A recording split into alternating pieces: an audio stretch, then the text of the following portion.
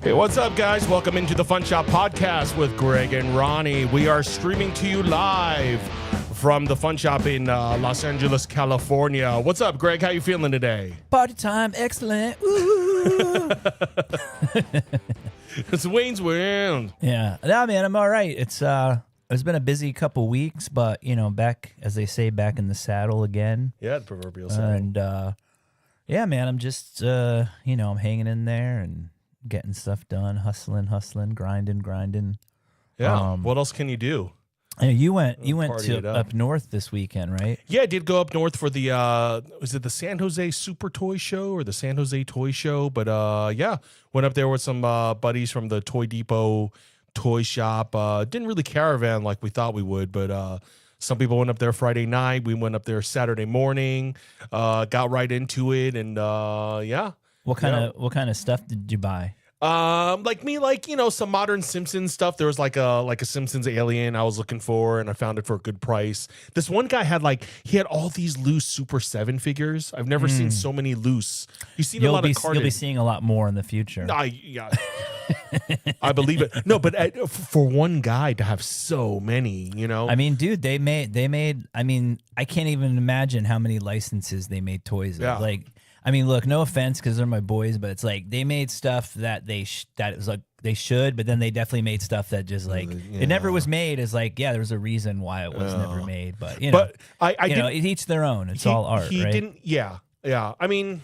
He didn't have one displayed, but I saw he did have some Simpsons Ultimate stuff. So I asked him if he had it, and he was like, "Yeah, I got one at home. Blah blah blah. It's a damaged box, and I'm actually looking for a loose one." So traded information, and then I hit him up afterwards. I was supposed to hit him up that night, but I forgot to because dinner and this and that. So I hit him up the next morning and reminded him to bring it. So I got a good deal on a toy I was looking for. So that was cool. Yeah. Yeah. What is there? I feel like at that show, there's probably. Is it more vintage? I mean, I know it's all vintage, but like, is it more like pre-80s?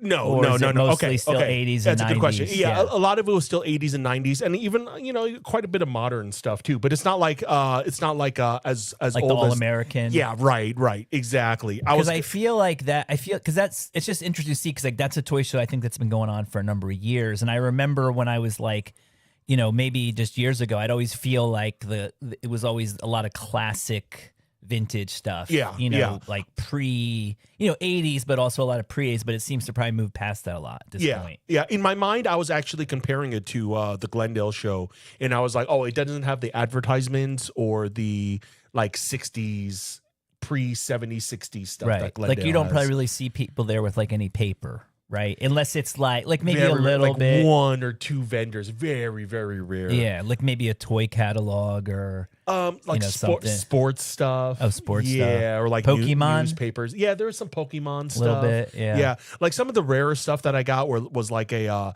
the Farrah Fawcett poster. Yeah, I found a puzzle. Okay. Like you see the poster everywhere, but I never see a puzzle. So I got the puzzle of that, some, Planet of the Apes Metacon from 2000. That's cool. Yeah, that are kind of interesting. I got, some Sideshow 1/6 stuff. I got the Jabba throne.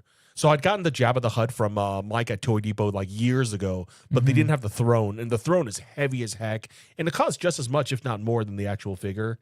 You have the figure too? Or just the throne? I had the figure that from years ago, a 1/6 scale Jabba the Hutt. But I didn't have the throne. So I was looking for the throne on like eBay and online, but with shipping, it kills you. You know what I mean? And then I was shopping around looking for it at different toy shows and stuff. And, this one I finally got a good deal on. So I jumped I feel like on you're it. saying Jabba is like British style. Jabba. Most people say Jabba. Jabba the Hutt. How do I say it? Jabba.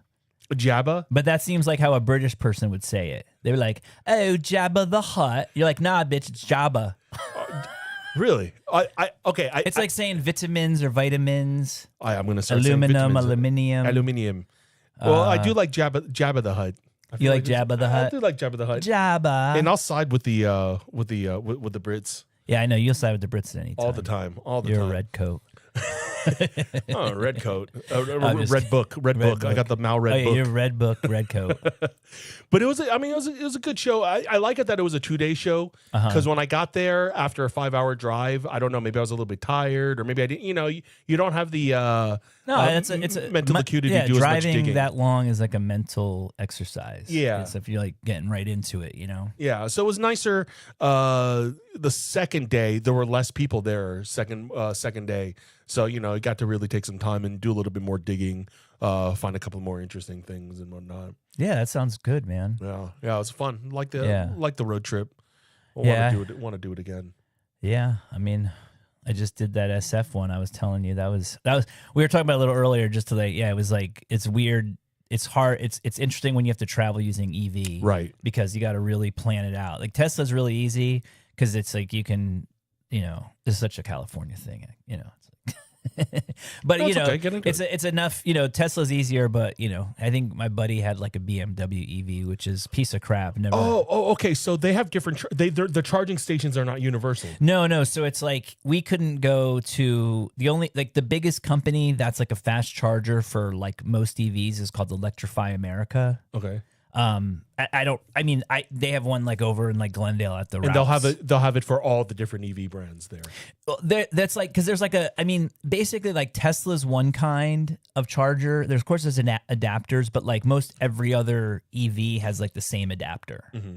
So it's just a matter of like I don't know, like Electrify America is just the one that's a fast charger because if you travel, you need like something that's going to give you like a full charge in like 30 minutes. Right. And I'm sure they've mapped it out all over the major American highways. Yeah, I think they figured it out. It's like kind of what I was telling you too is like, okay, we have 50 miles left. There's like one at like 25 miles and one at 40 miles. Yeah. Do we push it to the 40-mile one so we can get more of a charge? Yeah. That's still pretty good if they're still like 15 miles apart or, what's the furthest one apart? Like 50 miles, not 100, right? No. I mean, that's the one thing driving up, especially on the 5, is like the 210, I think it was, or on the PCH or whatever. It might have been a little different, but on the 5, it was like, they were pretty, there was enough. I'd find one that has Indian food. And stop by and get a little Indian food, charge you up. The most popular food of modern truckers. The driving, taking road trips. Two food things I'm most fascinated by that I haven't tried yet. The first one is the Indian food. Yeah. The second one is at the gas stations that have the those automatic like milkshake machines. You never had one of those? Not from one of those machines, and I wouldn't dare try it on a road trip. Yeah, like why do they have all this stuff on road? Well, I mean, it makes sense because it's like because there's something to do but eat. Well, they just give, but they give you stuff that you're definitely gonna have to use the bathroom. So maybe they think if they give you a shake like 100 miles away, that shake's gonna come out at the same place that they have 100 miles up the road, and you'll buy another shake. And then you just repeat the pattern until you get to where you are. Maybe it'll work on me. I mean, being Asian and having this lactose thing, like, I don't know. I won't go for that. Some people, maybe. No, but I think, like, that's the one thing when you're taking a road trip is, like, inevitably, even the most, like, like, hardcore, like, I don't stop, I'm going to drive. Eventually you have to pee. Right. So, or eat. And so it's like, why? So it's like the one thing is, like, why would you choose to eat something or drink something that is gonna is something that you maybe shouldn't eat while you're driving because you might have to stop because in general those types of foods spicy saucy milky are just triggers for I'll tell you what, if you want to go the other route, Arby's might be some of the safest that's good because that's like just rubber that's just gonna fill up all your holes and then it's like you can't poop after. But that's going the other route. This time, you said you had some garlic ice cream, which is something that I always thought about because I was like, who the F's gonna stop and get garlic ice cream? I did, but that was on the way back. Yeah, on the way. Yeah, is it that one town where it's like famous for garlic or something? Yeah, Gilroy. Gilroy. It was right near Gilroy. Yeah, we must have drove past that because on the 5. So you took the 5. It was the 5, but Gilroy was actually there's an exit for Gilroy, and we had to travel that a little bit before getting back on. Before you get on the 101 so what again.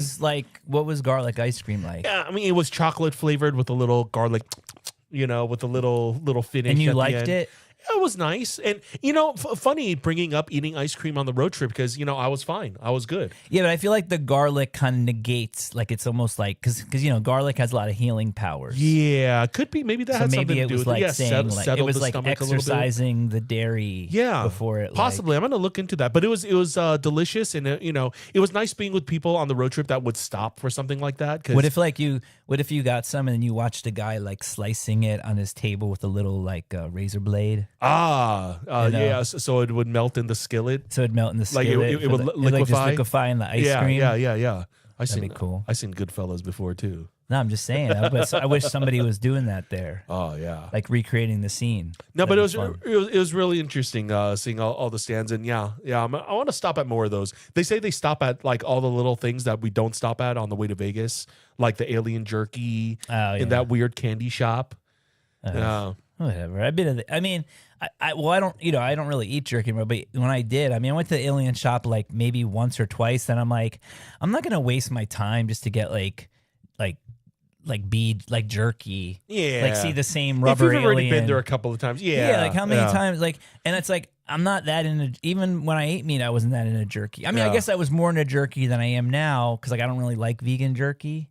But maybe you need to try it again. Maybe they have some fancy jackfruit jerky. Oh, I'm sure now. Yeah, no, I remember. There's a few companies that are really good. I can't recall. So I don't know if you're listening. It's okay. Put in the comment. But yeah, my weekend was kind of like tied up. Me and my buddy Eric decided to do Rose Bowl we hit up somebody that got a booth from before and to see if they still had it. And like Saturday morning, they were like, yeah, you can, buy it. But they were like, yeah, it's available. So we bought it. So I spent the rest of my afternoon, like just going through stuff, getting it ready. And then, it was 4:30 a.m. on Sunday, which I've never been to Rose Bowl that early. So that was interesting. And then, it's like such a weird day because there was a wind advisory. Yeah. And, it was like, it was the night of, Spring Forward. Right. There was the LA Marathon. It was supposed to be really hot, but also windy. And so when we got there, like we're setting up a tent and they're like, oh, you can't set up a tent because like they're scared they're going to the winds are going to be that bad. Wow. And I was like, okay, so we took it down. Then like 20 minutes later, the woman's like, oh, good news. Like you can put the tent up, but you have to have like 40 pounds of weight. But she thought the kid that was rolling by was trying to tell us it was 40 pounds for each corner, which didn't make sense. Yeah. And then we found out later on it was just 10 pounds. Right. Because like the kid was at one point, right after we put it back up, the kid was going to take it down again. Oh. So Mercury retrograde. Man. Yeah, it was a slow, it was kind of a weird slow day, but it's always fun to, like hang out at the, Rose Bowl's a fun place to hang out. Yeah. And people watch. Another good thing about having the EV was overpriced t-shirts. I could like at 2:00 when it was kind of like winding down, I could sit in the car with the air on. Heck yeah. Like cool off, But you got the refrigerator in there and got some garlic ice cream. Man, that's the one thing that I'm effing up on. I like should have made a little cooler with some water and some like, snack bars. Cause look, Rose Bowl is more like a fair in the sense like it's run by like an amusement company. So, it's kind of annoying cause like, there's the guy now, he's like walking around with lemonade, but it's like a lemonade is $8. There's lemon water and sugar, right? Yeah, $8. And I was noticing is people it like Minute Maid stuff or is it like homemade?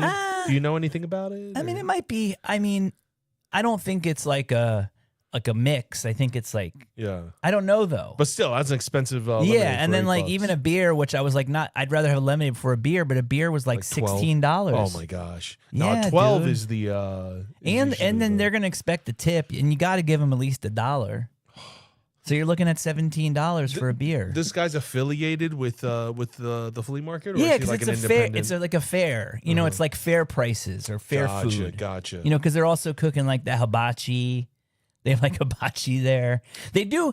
Like I've never checked like for vegan options, but that's the one thing the Rose Bowl does have is they do have like a whole like food court of like trucks right by the entrance, right? Like right when you walk in to the right side. Yeah. But everything's like so expensive. But, right. Still, it's like, again, it's like you're going, well, I don't know. I guess everything's just gotten expensive.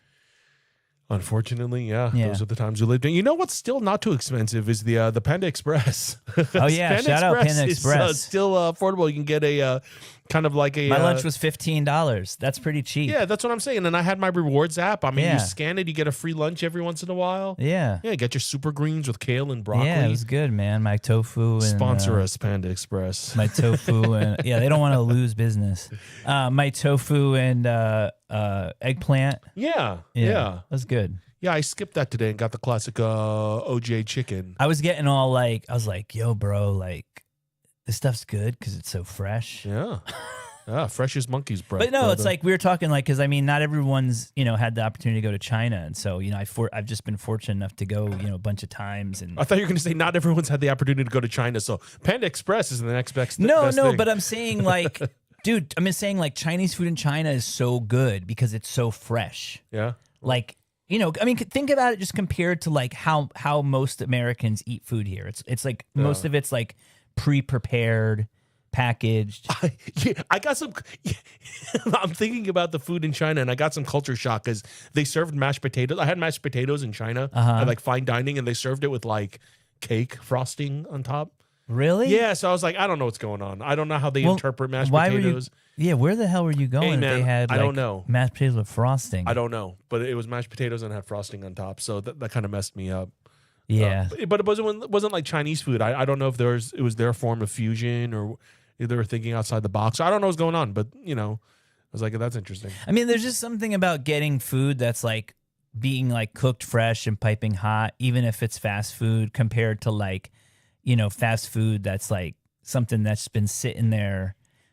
I mean, look, I'm not trying to say, I mean, it's still, Panda Express is still a lot of frozen shit that's just fried and goo, right? But there are some healthy options there. That's all I'll say. Yeah. Their super greens are excellent, in my opinion. It beats a fast food frozen burger. For sure. Yeah, for sure. But I'll even eat that once in a while. Yeah, I also bought a nice like collection. I actually put a little bit in the Funshop this weekend. I bought this really nice collection of mug shots from like Riverside from the 70s. Mug shots, criminals, huh? Yeah, okay. Most would say, a lot of it was for drugs. Okay. So, like, I don't want to say, like, just because someone's, like, doing drugs, they're a criminal, because I don't really think drugs should be, I don't think they should be. Understood. For the most part, I think, like, most drugs should be decriminalized. I mean, that's a whole other topic, but to have things decriminalized, you also have to have certain things in place with the government. Mm-hmm. So it's like, you can't just, like, make it legal without a plan, is what I'm saying. Anyway. Right, of course.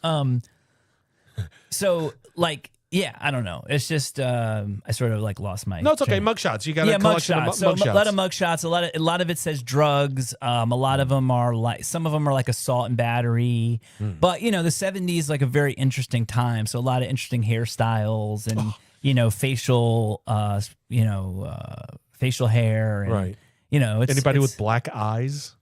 I don't know. Some 70s, some sad eyes, and some definitely like dark eyes. Dark eyes. Like there was one dude who was like, okay, I wish I could show them, but it doesn't matter because not everyone's like watching. Yeah, but right. You could see them on my eBay, but they're like these kind of like 5x7 file cards. Okay. And then the mugshot, which is probably like, like 2 by 3 inches or something, or like 2x4. Is like stapled to the card. So the card has like their name, their date of birth. One photo or like two photos on each one? That's the thing is some are two, like, front and side, and some might just be one, like full on, like just a front shot. But they, some are very limited on like what's filled out because there's all this space. So like after like just their normal information, there's like, were they like, how did they act? Were they belligerent? Or were they like this way, like check a box? Right. And then you could write more stuff. And a lot of them, it was just like their address, the area. And then in like the top right corner would say like drugs. Or it would have like, some like code for whatever, like, in public intoxication or, whatever, like, whatever they would, some BS thing, 49C or something. But then there were some dudes who were like, like there was one guy, he just looked like the typical bad guy in any like show, and it was like the most I'd seen written. It was like he tried to beat up 2 people, he's aggressive, he's a thief, he's like a swindler, and like, some of the things had like local hangout spots, and like some would say like bars, or some would say like this. Hall. His said like everywhere. I was like, and you just look at him and you're like, dude, this is like some like Woody Harrelson from Natural Born Killers type dude. Okay. You're just like, this guy's like a career, like he gets off on being a criminal. Wow. That's like his thing. So up for sale soon in the Greg's Fun Shop. Yeah, no kidding. Would any of them refer to them as like suspect? Like suspect as a like suspect, or is it just random like predicates like what they did? I mean, some were like, I remember one was like, captured in jail for the next 5 years or something. Like they finally got one. The other one too, there was one dude too that had like, he had like 2 pages of charges and like at least 6 or 7 mugshots. Oh my gosh. Yeah, and I was looking and it was like, Repeat offender. drugs, robbery, car theft, just like kind of career criminals. But it's good material that it's interesting. People like to collect it. I mean, they're one of a kind. Yeah, what people like to collect that. So I was just thinking about that. Like, where on the spectrum of collecting does this belong to? Like, think about it this way. way. Do any of our listeners fall in this category? No, if they, I bet you. Or it's not even really about that. No. I mean, I'm just trying to think like, no.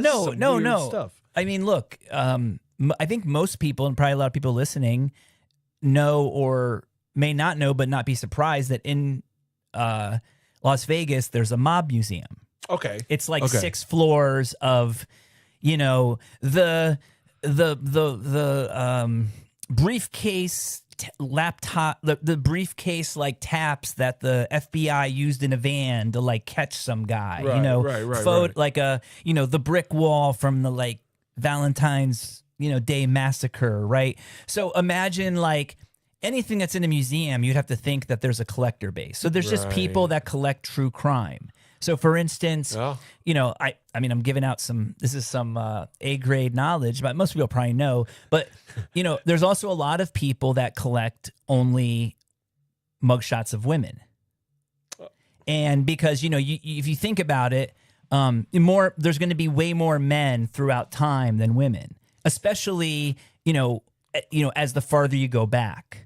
Because like, I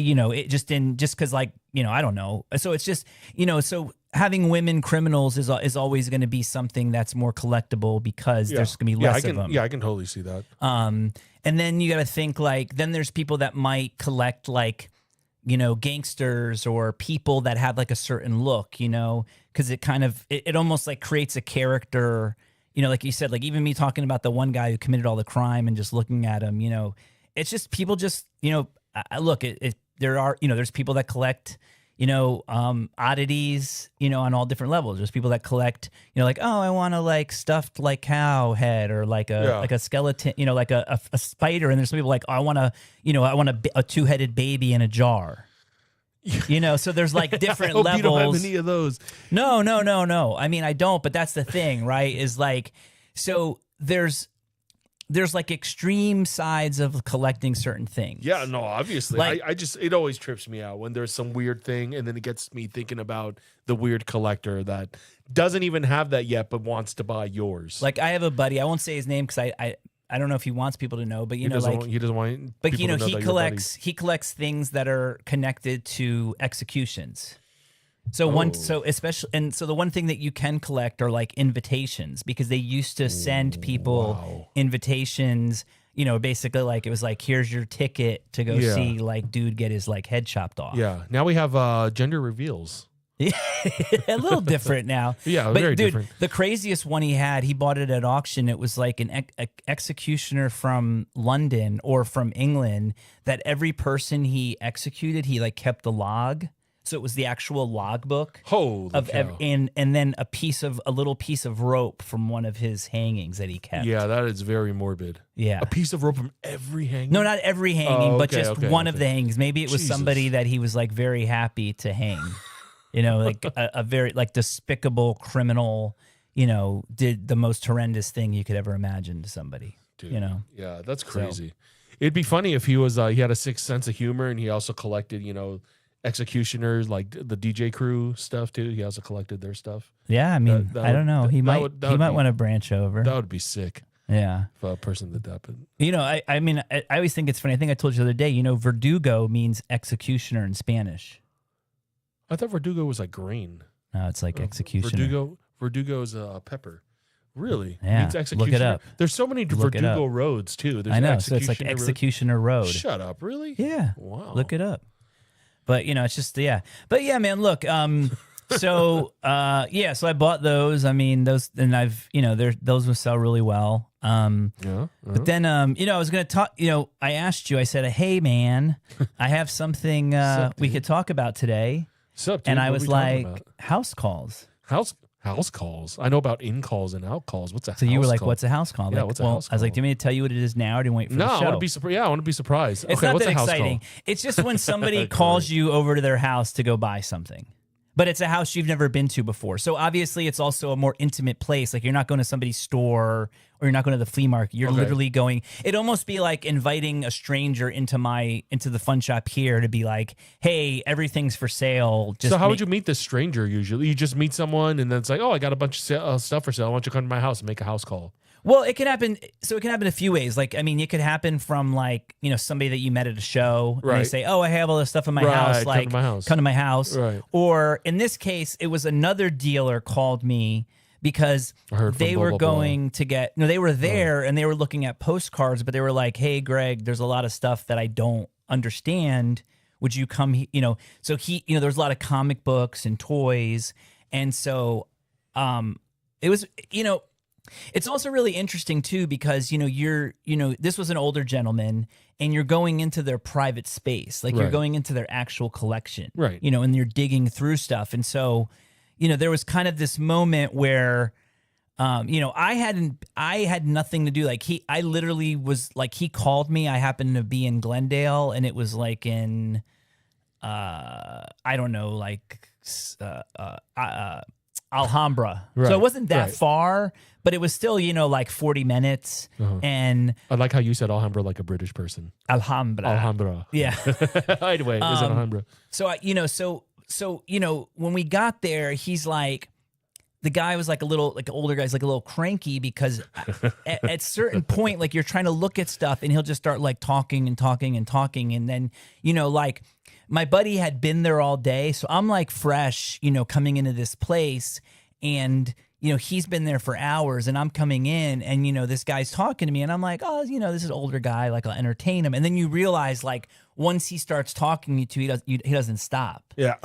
So it's like a pack of Pringles. Yeah. So then you have to like, so like walking around and I don't really even know what I'm doing because like, I don't know like what the deal is. But so at one point, my friend was like, well, just start pulling stuff and putting it into a pile. Because he's like, I have a pile, you make a pile. He's like, we kind of need well, basically, he's like, we got to test him out. Because he's like, I want to put a pile together for like $300. Like whatever we think would be a $300 pile. Right. And then if he's like, oh, I think that pile's worth $1,000. Right. Then we kind of have to be like, all right, this guy's like totally like off. Yeah, so what's the point of even like dealing with him or like I mean dude there was so much stuff there that like I was even I was gonna tell you to like you could go there with like the Toy Depot guys like the guy has like the guy has like a ton of vintage toys. Really? Yeah, like like old lunch boxes and but the funny thing was that by the time I got there he's trying, like we made this pile and then my buddy's like, hey, hey, we want to talk to you. But the guy, I don't think he could hear us. And then he was, I had mistakenly pulled some comics and he was like looking them up in the like physical price guide. Oh no. And so it's like, I'm sitting there and then, we come out and he goes, look, me and Greg want to buy all this stuff for $300. And he's like, $300. Oh, God, I've been working so long trying to get stuff together for you. And he's just like, okay, like, what do you, he goes, He goes, you told me you had guns. He's like, yeah, here's a box of guns. And he's like, dude, those are toy guns. He's like, I thought it was like real guns. And he's like, so there was this one disconnect. We're in retrograde. Then he had this box of old cars, which like, I'm not interested. And my friend wasn't interested. And he goes, what about these cars? And he was kind of like, nobody ever said anything about cars. So fortunately, what I had picked some other, so the stuff that was 300, he said, I'll do it for 400. So I told my friend, I'm like, dude, just tell him yes, right? And then I had a little side deal going with some comics and some vintage price guides.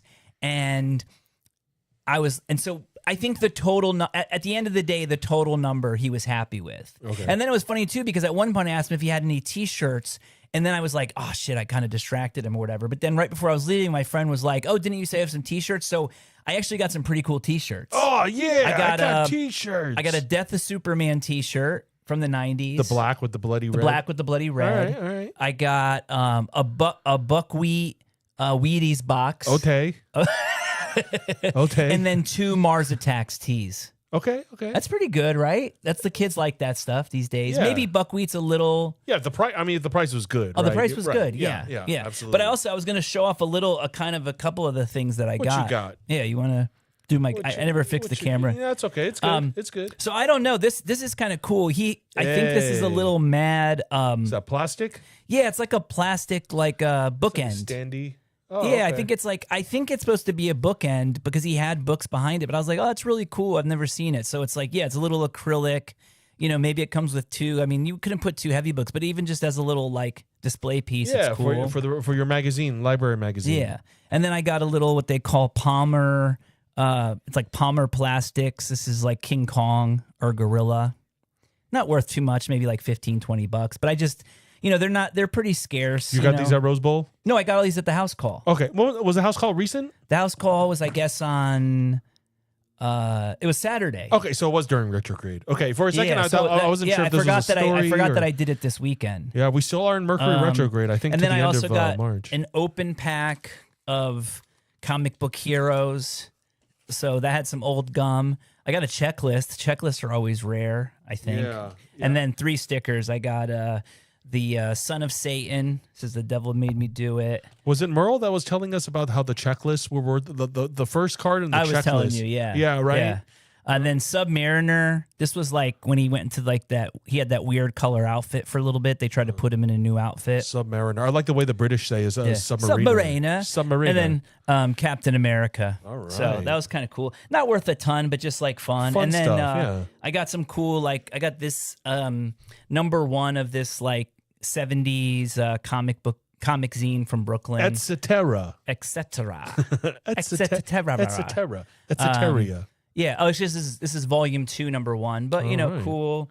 Again, this one's not too expensive, but it's cool. So it's like part of the Merry Marvel Marching Society. You got a little 7-inch in there? Yeah, there's like a little there's like a little 7-inch inside, like little floppy, but it's got good.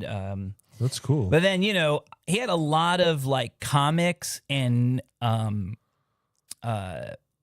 what do you call them? Paperbacks. Yeah. And I was like, well, I want to look at the sleeve. Questionable titles on those. Yeah, so these are a few. I'll cover the private parts, but this one's called Teen Fantasies Shove It In. This one's called Noon Lust. Okay. Yeah, it's got a little guy, little spanky. Maybe we'll skip that one. Okay. This one has cool art. This one's called The Prisoner. So, but that's like kind of like crazy. The dude, like he's like chained to the wall, and then there's like another one being chained up. I don't know. These are, I mean, obviously these are like sexual in my nature, like right? adult. Yeah, they're adult books. This one I liked it because it's called Bizarre, but it's kind of, there's a famous like kind of dominatrix like magazine by this guy named John Willie that was called Bizarre, but it was spelt like how you like Bizarre. Yeah, I think I had a copy of that one time. Yeah, so this is like kind of a knockoff, which was really fun to find. You found all this at the house call. Yeah. So he had like toys and adult stuff and like this is like an adult erotica catalog. Linda's Strange Desires. Are you going to put these on ice, or are you going to move them right away? I'll Are these probably going move on them. the Funshop? I mean, these ones I can't particularly put on eBay because they're a little too. I mean, this one, a little too risque. big boy. I mean, there's no nudity, but it's a little.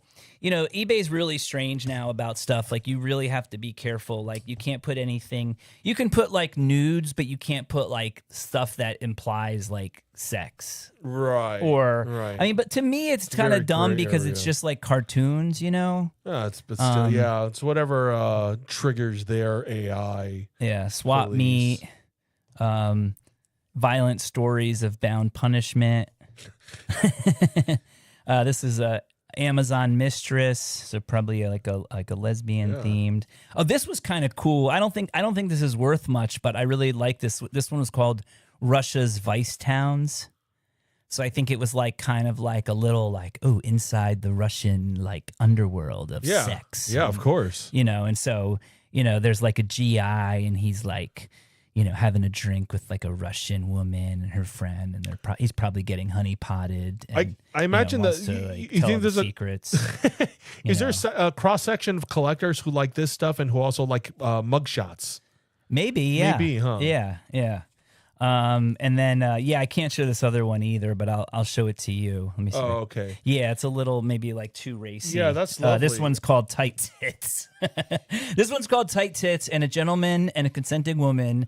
It's a sort of a. I might be interested in that one. You can show that to me. It's sort of a dominatrix thing, but I think the point of it is he's tying the tits real tight, so it's called Tight Tits. Tight Tits. So yeah, those were all found at the house call. So now you know what a house call is. Now you know what I bought. And now I know all the fun stuff's in Alhambra. And I'll probably go back at some point. So next time I go, I'll let you know. I would really like to see this older ownery gentleman who what? Well, okay, look. Here's the trick. See, here's the trick that I go with is like, my friend who I was with, I mean, he was like pretty, like, he was like kind of like getting like kind of like, he was like getting stern with the guy, like kind of playing, but like it ended up he was kind of playing bad cop a little bit. Right. That's what it sounds like. And I came in thinking like, because like the pile that he wanted was only $65. Okay. So imagine if I never came. Right. Then like. But because like dude the thing is it was so packed. Like I was going like behind stuff, and then behind that, and then there was cabinets behind that, and then when you went in the cabinet there was boxes, and it was so random. Like it was like you'd open up a drawer and there'd be like sex books, vintage lunch boxes, vintage toys. Oh, it'd be all mixed up. It's just all mixed in. So it's one of those places, but the problem is it's like, I think it's like in the basement. It's like it's one of those like places where it's like you're kind of in almost like a basement part of the house. It's like it's like the house is built on like the top of a rock or a hill, and then there's like a thing below. So there's really no windows. Oh, good. So you're literally like in this like cavern. Gross. Yeah. And it's like, I mean, honestly, it wasn't that dirty, but after musty. It's just musty and just like stench. books, and you don't have to worry that you're gonna like I didn't see any critters or anything. Yeah, it's not dirty. It's probably haunted. It might be, but that's just kind of weird. Yeah, but it's more just like being in all that stuff and so much, and it's overwhelming. Yeah. So point being is it's one of those house calls that you want to go again. No, you do. I mean, for a limited amount of time, Yeah. But so I was like, okay, I got to come. Like, I felt like, all right, I'm the one who has to, even though I was like broke, like I literally, like I had just made some money, or I was about to make some money, but I really shouldn't have been spending the money. Like, I still kind of stepped up just for like the greater good. But I mean, for myself, but also for my buddy, and also for anyone else, and also for the guy, because I think we ended up spending like I don't know, $700, $750. So it was like such a sacrifice. No, but I'll make money, so I'm not worried about it. No, yeah, right. But I'm also like, oh, I shouldn't be buying so much stuff, and then I do, but that's all right. Yeah. But then one thing I do want to talk about a little bit, if it's okay, is my auction tomorrow. Well, not my auction, because if anyone listened last week, we were supposed to have a guest on today. So I think this is our first cancellation where it was too soon to like get somebody else. Oh, okay, interesting. So yeah, right. I mean, right, I figure right. that has to happen. No, right? this is something we wanted to talk about anyway. But yeah, go for it. It's the we had Gabe on a few weeks ago. Yeah, we had Gabe on a few weeks From ago. Potter and Potter. So Yeah. that's good to do with that. Yeah. So the Potter and Potter auctions tomorrow. Do you mind putting the page up? Not for at a all. minute? But can you talk about it for a second? As Yeah. I pull it up? So, anyways, Eric, my buddy Eric Robbins, he was supposed to be our guest today. He curated this auction for Potter and Potter. Is it just the front page? You want to go to this one's the front page? Yeah, the front page. So yeah, if you want to like show it to the audience. So essentially, it's called Picture This: Fine Vintage and Vernacular Photography. It's 350 lots. I actually have about almost 70 lots in it. But it's mostly stuff. Is this one Picture This? Yeah, Picture This. Okay. So yeah, so Eric, I mean, he put a lot of my stuff in it just because I guess he felt like. But yeah, so it's like there's a lot of this is not all mine. Like actually, that's the oddly enough, the stuff that's slabbed except for the half Earth is mine. So the NASA Apollo. It's been fun to watch. Like it's 14 hours till it goes live. There's a lot of, you could see there's a lot of things that don't have bids yet, but then there's a lot of things that do. Like, I mean, look at that. That's kind of a crazy one to me. So go back down. So lot 12. Okay. It's live pictures of the moon landing. So these actually have become quite collectible because if you think about it, besides having like a newspaper or magazine, like how could you ever relive this moment? So, people were so excited about this event that they actually took photos of the TV live during the alleged moon landing. The moon landing directed by Stanley Kubrick. Stanley Kubrick. But it's pretty cool though. It's like kind of an interesting piece of history because, it's a photo of a TV, but it was done live when the person was experiencing it for the first time. So you can imagine. Yeah. And I mean, look, what is it? 13 black and white photos has already bid up to $275. Mm-hmm. I think that's pretty cool. And maybe people wouldn't expect that. Yeah. Yeah. I wouldn't expect Let's go. that. I'll show you some of the other. So I think that's that's not one of my lots. But one that Eric got from somebody to put in there. Keep going up. There's a lot of space stuff, but still pretty cool. Like first picture of Jupiter. A guy doing a spacewalk. More pictures of Jupiter. The total eclipse. Click on that one. That one's pretty cool. Total eclipse of the heart. My friend. That's a real photo. That's not Photoshop. That's a real eclipse. So if you're not seeing this is a 1970s snapshot, white border snapshot of an actual eclipse, and it looks like a drawing. It looks like a fantasy piece, doesn't it? Yeah, it's crazy. Yeah. The second one is crazy. It doesn't even look real. No, the second one doesn't even look real. It looks like a light bulb. Yeah. But that's the sun, which is just so cool. Yeah, crazy. Yeah, I love I've recently in the past couple of years have got a lot more interested in like early space photography because I just think it's really interesting. Like that you can actually take photos into space. Yeah. And then some of the darker parts of history, the lot of the nuclear. That's actually mine, lot 28. The upshot, not whole Grable nuclear detonation photo. So that's, I got that. I got that actually really inexpensive at Long Beach one morning, and I couldn't believe that it was actually real, but it is. And I guess color photos of atomic blasts are pretty rare. So I don't know. It's up to $225 now, but I mean that might go as high as like $800. That's a crazy beautiful photograph, though, isn't it? Like the clouds on the bottom, the dust and stuff, the plume. That's it is. I mean, it's like if I wasn't like such a dealer and didn't have so much stuff, I mean, that would have been a great photo to frame and keep. I don't know if I would need that framed on my wall, but it's cool to see. It's kind of neat. Yeah. Yeah. I like that photo. Click on the Oppenheimer photo that's next to it. There's a lot of people that collect press photos, but like marked up photos. So this was right. So that was marked up by the newspaper because you could see out of the whole photo they cropped it, but people love to see like the crop marks and the generally like writing on a photograph would decrease the value of it, but in this case it kind of increases it because it was done at the time, at the period for the newspaper. And this is a type 1 photograph. This came directly from the photographer. Right. I have seen, kind of related to this. I've seen marked up Playboy centerfold photos. And that's amazing to see because it's already like, oh, like the pre-production, the actual centerfold photo shoot. Right. Yeah. But it's like, to the naked eye, to me, it's like, oh, it's already a beautiful, centerfold model. But when you look at the markups and the correction, it's like where to airbrush and stuff. You're like, oh my God, they pay attention to this little thing where they're like airbrush this little, light or this little shadow or like this or that. Or it's like, my gosh, like they're very, very detailed. Yeah, really creating like a fantasy, Mm-hmm. But I would love to own one of those marked up centerfolds. That's actually pretty cool. Go down. This is cool. The Tuskegee Airmen. Yeah, that's a pretty large size. I mean, it's a classic shot. It's a period print. How much is it? What's the size of it again? Yeah, I was just about to ask that too. Yeah, 20 by 14. So it's actually a pretty big size. I mean, that's actually it's such an amazing photo. I mean, those guys. This is like the classic photo. It's a period print. It does have one bid of 1,500, but this should go somewhere between 3,000 and 5,000, hopefully. Yeah. I mean, this is historical. It's super historical. Mm-hmm. Yeah.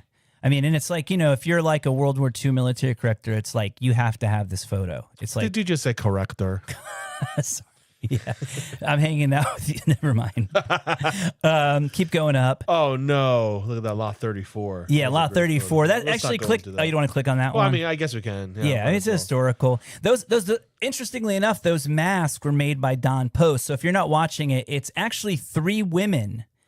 Because if you look at Hitler's hand, it's like you can see the nail polish. So it's actually. Stalin, Hitler, and Mussolini in drag, basically, and the masks were made by Don Post, which is was one of the they made like the best monster masks, especially like they made so much stuff in the 80s, and they had the license to Star Wars and all that stuff. Some. Again, dark part Holocaust, somebody's that one's actually a really interesting one. The one that's up to 1,100, lot 35. I mean, I don't maybe not click on any of the photos because they're pretty graphic, but it's actually from a GI that helped liberate a camp. And so it's photos that he took, which is very, very, very, I mean, they exist, but understandably they're very scarce. But this was the first time, when the GIs went to these camps, it was like the first time that people really, saw the atrocities of the Nazi regime, Right. So it's just from to be taken from someone who was there, it's just a cool historical lot. Yeah, absolutely. Get to something a little more upbeat and fun. I'm trying to think what because we started off with space stuff and now we're getting into war stuff. So this is more like historical. It's like a historical lot, huh? Yeah. Should we check out more pages or what you could do this if you go to the left, you can look by categories. Okay. So if there's a category that seems I don't know, go to one that's interesting to you. Tattoo. There's only three. There's only 3, but it's World War II tattoo. So interesting. It's a tattoo of I can't even say it. RPPC real photo postcard. I thought it had something to do with People's Republic of China. Not much tattoo. Not a lot of tattoo in this auction, which. If I think about it, tattoo photos, I mean, the one of Betty Broadbent, I mean, that's a pretty nice one. That should go for, the estimate's 150 to 250. I bet you it does the 250. That's a really nice one.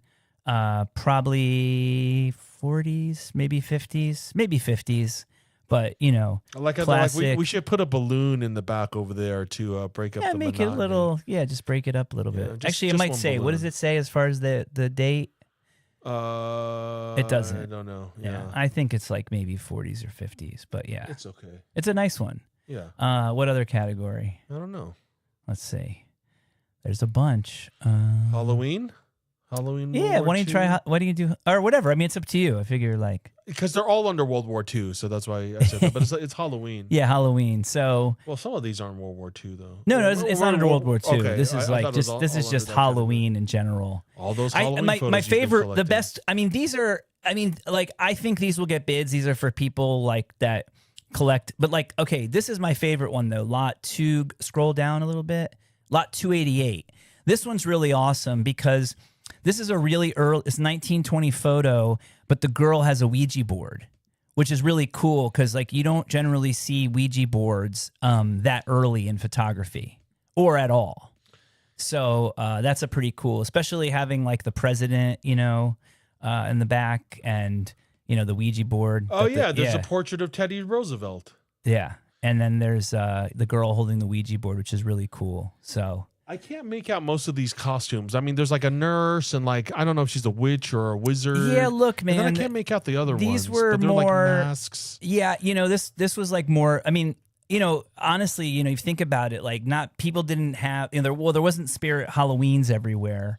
And you if lie. And if this was a small town, they kind of it looks like they probably made most of the stuff looks like homemade, from stuff that was around. I guess in the 20s, there's not there's no pop culture like now. It's everyone just dresses up as their favorite. I mean, they had masks and stuff character. back then, but generally speaking, it's like that's like when I was a kid, my mom would either like make my or she's like wear my pants and be a hobo, it's like that's right, it's like kind of the like, let's see. Let's see. What else is there? There's movies and how about movies and entertainment? Alex. Great. Yeah, I'll take it for 200. Yeah, that's cool. There's like those Orson Welles portraits are good. The original art for what's it called? Seventh Voyage of Sinbad. Oh, cool. These are really cool. So these are 1970s photos. This is lot 170. Mm-hmm. So this was the armature. I think they were like scroll up. I think they were they were the actual. I think they were reconstruction the armature. So it was the actual armature from the original 1933 King Kong. And they were kind of fixing it or like recreating it based on the original armature. So those are photos at the time of them doing it. Those will probably go for a pretty good amount. I mean, I think they already. I like how he's got Crisco on the table.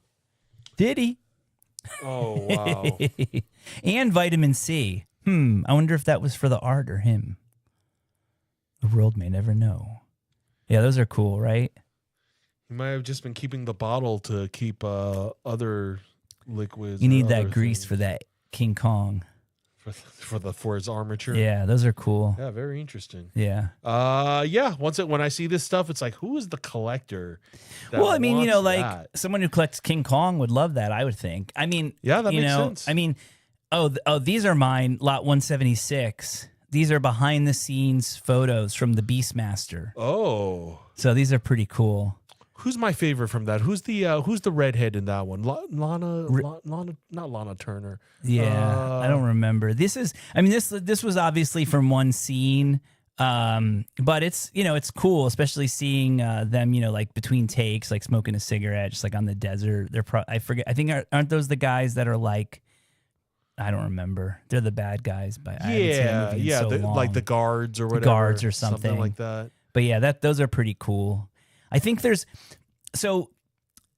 we're looking at Potter's site, but there's also these other sites. One's called Invaluable, and one's called Mr. T. So these were click on that. So these were continuity photos, continuity polygraphs from the movie Freaked, where Mr. T played a bearded lady.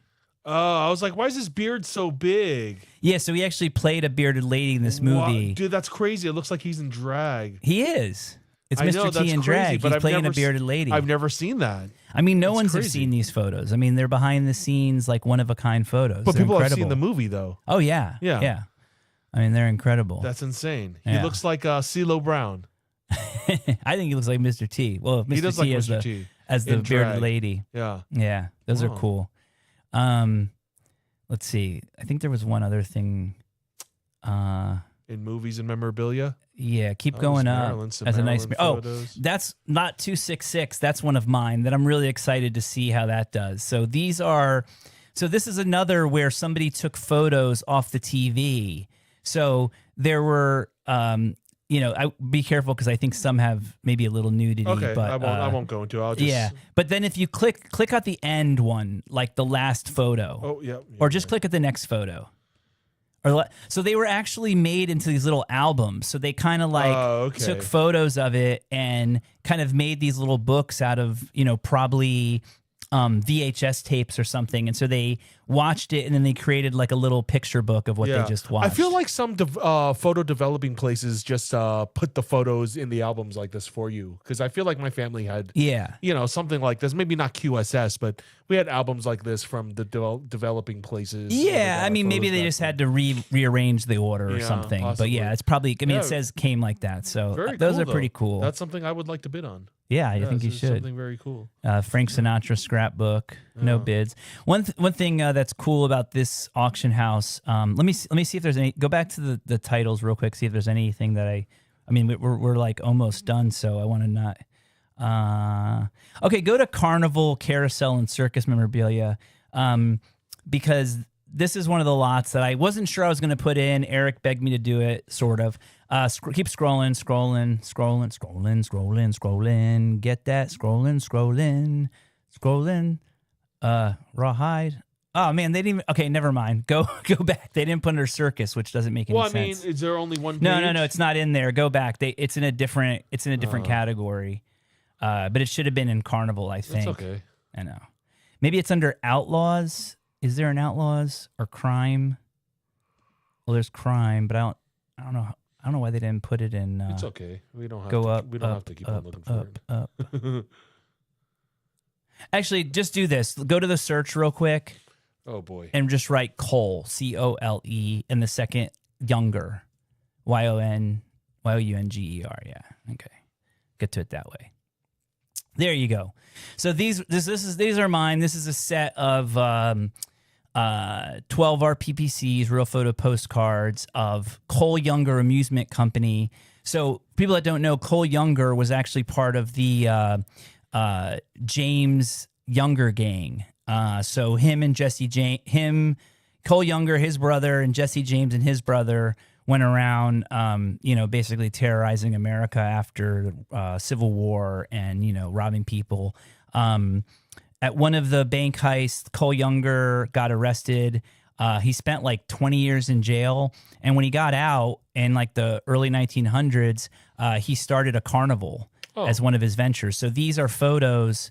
Yes, if you kind of go through them, like if you click on the first photo again, or click on the photos again, like, that's him, standing there. So, it's like very like what you'd imagine. I mean, this is like turn of the century, 1907, 1908. I think it's Norcana, Texas. Scroll down a little bit because there's one where it shows that's like the town. Go up maybe. Yeah, I think we passed it. The one that's like, that one there. Yeah, Nocona, Texas. So Nocona, Texas in the 1900s. Pretty crazy. My favorite one is the one right above that, the deep sea monster. I think it's Nocona. I think it's backwards and it says wagon or something. No, it's Nocona. Oh, is it? Yeah. But that one to me is one of my favorites. I mean, the deep sea monster. That's just terrific. because it's like, it probably was like just like a dead octopus or something, like probably like an octopus in a jar. But if you think about it, if you were in Nocona, Texas, you've never seen a real octopus. Yeah. So you mean it is a sea monster for all intents and purposes. So, eight-legged one. If you want to bid on any of this, you have to register first. The auction starts at 10 a.m. It's a live auction. There'll be an auctioneer. You don't have to be there. I'm not going to be there. You just sign up. It's free. It's a free account. I mean, you might. I don't know. Like, I'm not exactly sure. Like, I don't know if you have to like put a credit card on file or whatever to bid. Like, I'm sure you do because I don't want people just like bidding. But yeah, you can bid live. Starts at 10 a.m. Central Time, so I guess that's 8 a.m. our time, and what is that, 11 a.m. Eastern. So you can go to potterauctions.com and actually watch it live. And bid on some stuff. Is Gabe going to be the guy doing it? I hope it's Gabe. I hope it is. I mean, sometimes. Yeah, he's the main auctioneer. Right. And I can't, he's going to kill me, but I can't think of his assistant. It's like really awesome. Or not his assistant, but like the other auctioneer, but I just like can't. I'm sorry. Don't hurt me. It's okay. I'll remember it. But yeah, if it's not Gabe, oh God, why can't I think of the other auctioneer? I'm sorry. It's okay. I'm sorry. It's all right. They're not listening. They might. No, they might. No, they're not. Anyways, I hope it's Gabe. Anyways,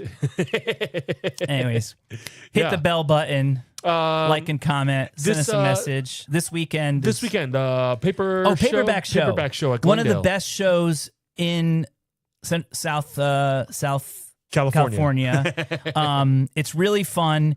It's like most of these shows that we talk about. Like we talk about toy show, postcard show, paper show, but there's the paperback shows. It is what it is, but a lot more. So there's a lot of paperbacks. They always have like really interesting like sci-fi guys and other authors there, like signing books. That's cool. But like I remember one year this guy had the giant like Ghostbusters like cutout sign from the theater, and he only wanted like $200, and I think by the time we saw it, it was already sold. Really? But it was like the actual like, so you never know what you're going to find there. So you might find paperbacks, but then there's also just like other weird stuff. Like I bought original art there, and you'll see some of the like I mean, if you think these paperbacks that I showed are crazy, that's nothing. Like, and plus Nooners and Bibliomancers are going to be there. You remember them from the podcast. So that's I mean, so I'll probably do Long Beach early and then head to the paperback show after that. So that should be a fun Sunday, man. Yeah, I might think I might have to go to those straight from raving again Saturday night. So. Well, let me know. You can always always ride with. Ooh, sounds fun. Yeah. But I don't know. All right. Yeah. Well, that was what number episode is this, Ronnie? 36? 30. Yeah, we're at 30. Yeah, 36. Next week we're gonna have Adam Derry, unless he cancels. I hope he does not. Adam Derry from the LA Card Show. LA Card Show will be on. That's gonna be awesome. So, like, subscribe, hit the bell so that you're notified when we go live, which is every Wednesday at 5 p.m. Thanks so much, guys. Peace. See you next week. Oh, I forgot to say, shout out to my Mork and Mindy crew hat. You got it in.